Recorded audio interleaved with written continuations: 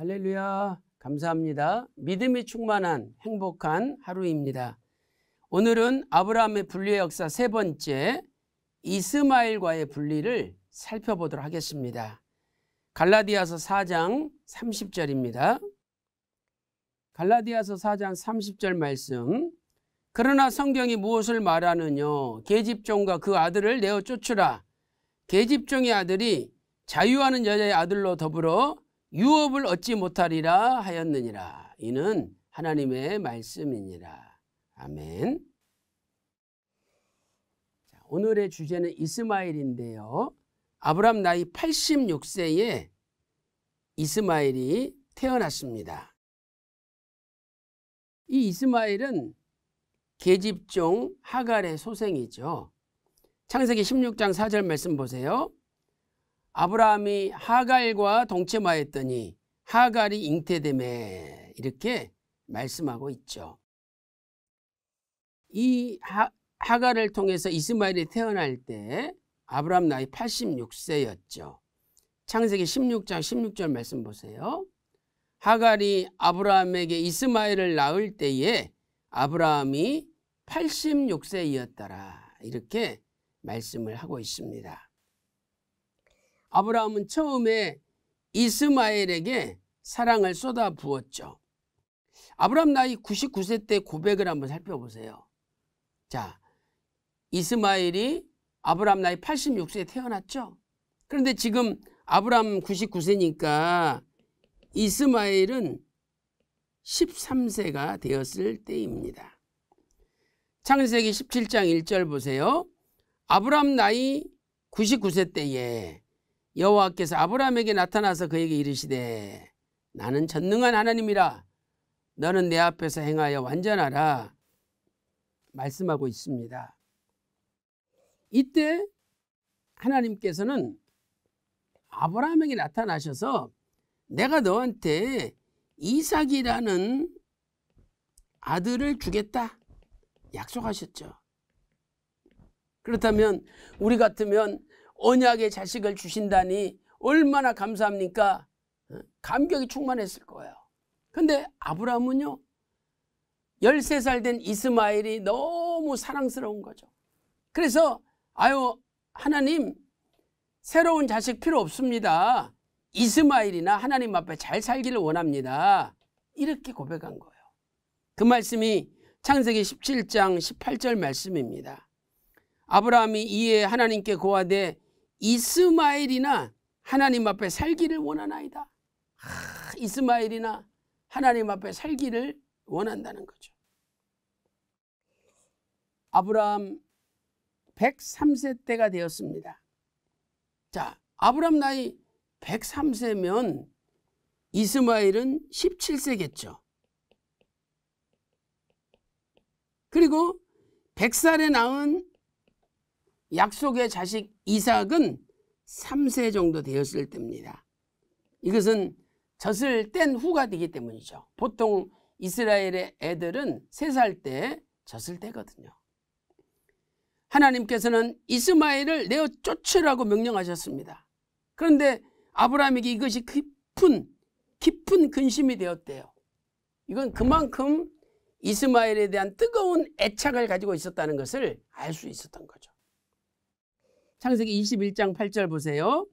아이가 자라매, 이삭을 가리키죠. 젖을 떼고 이삭의 젖을 떼는 날 아브라함이 큰 잔치 대연을 배설하였습니다. 그리고 나서 창세기 21장 10절 11절 말씀 보세요. 그가 아브라함에게 이르되 이 여종과 그 아들을 내어 쫓으라.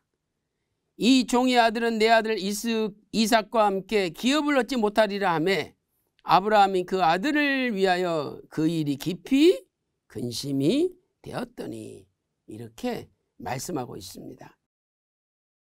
아브라함은 하갈과 이스마엘을 내어 쫓으라는 하나님의 명령에 깊은 근심이 생겼지만 결국에 하나님의 은혜로 하나님 말씀에 순종하게 됩니다. 세 번째 보세요. 결국 이스마엘을 내어 쫓으라는 명령에 순종하였다. 창세기 21장 14절 말씀 보세요. 아브라함이 아침에 일찍 일어나 떡과 물 한 가죽 부대를 취하여 하가르 어깨에 메어주고 그 자식을 이끌고 가게 했다.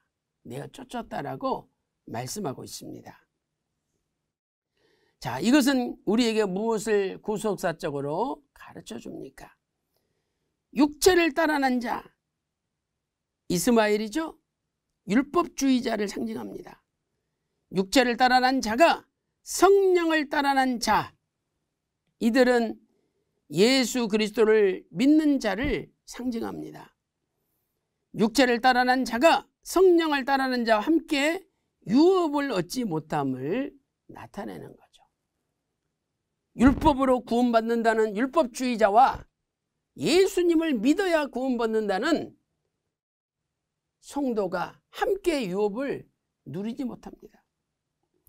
갈라디아서 4장 22절 23절 말씀 보세요. 기록된 바 아브라함이 두 아들이 있으니 하나는 계집종에게서 하갈에게서 하나는 자유하는 여자 사라에게서 났다 하였으나 계집종에서는 육체를 따라 났고 자유하는 여자에게서는 약속으로 말미암았느니라.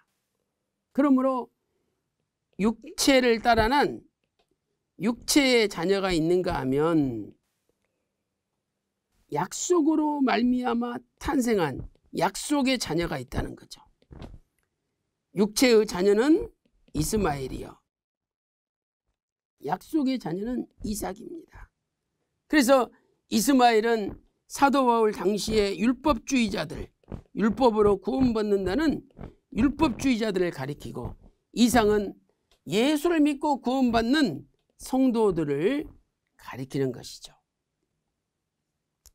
이런 의미에서 갈라디아서 4장 29절 30절은 이렇게 말씀하고 있습니다.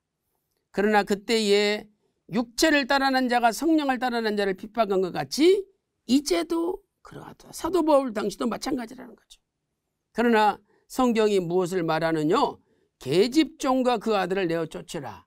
계집종의 아들이 자유하는 여자의 아들과 더불어 유업을 얻지 못하리라 선포하고 있습니다.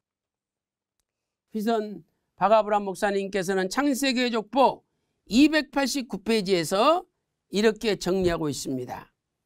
오늘 우리도 우리에게 있는 이스마엘과 같은 것을 내어 쫓아야 합니다. 자, 예를 들어서 행위로 구원받는다라고 주장합니다. 착한 일을 많이 해야지. 또 내가 선행을 많이 해야 구원받는다. 기도를 많이 해야 구원받는다. 다 행위 구원입니다. 이러한 잘못된 생각들을 내어 쫓아야 합니다. 하나님의 뜻과 상관이 없지만 내가 너무나 사랑하여 도저히 놓을 수 없는 것들이 있다면 그것까지도 부정해야 됩니다. 그럴 때 우리는 이삭과 같은 하나님의 기업을 소유할 수 있는 참 자격자가 되는 것입니다. 이렇게 말씀하고 있습니다. 사랑하는 성도 여러분, 오늘도 행위로 구원받는다는 이스마엘과 같은 생각을 다 내어 쫓아버리고 오직 믿음으로 은혜로 구원받는 저와 여러분, 약속의 자녀가 다 되시기를 주님의 이름으로 축원합니다. 기도 올리겠습니다. 오늘도 살아계셔서 만인간의 생사복을 주관하시는 하나님 아버지, 우리는 행위로 구원받지 않게 하시고 오직 은혜로 믿음으로 구원받게 하여 주시며 이스마엘과 같은 우리의 율법주의자 같은 모든 잘못된 생각을 내쫓아버리고 오직 이삭과 같은 약속의 자녀가 되어 하나님의 유업을 받을 수 있도록 인도하여 주시옵소서. 오늘 하루도 믿음으로 은혜로만 승리하는 하루가 되게 하여 주시옵소서. 감사드리옵고 예수님의 이름으로 간절히 기도 올리옵나이다. 아멘.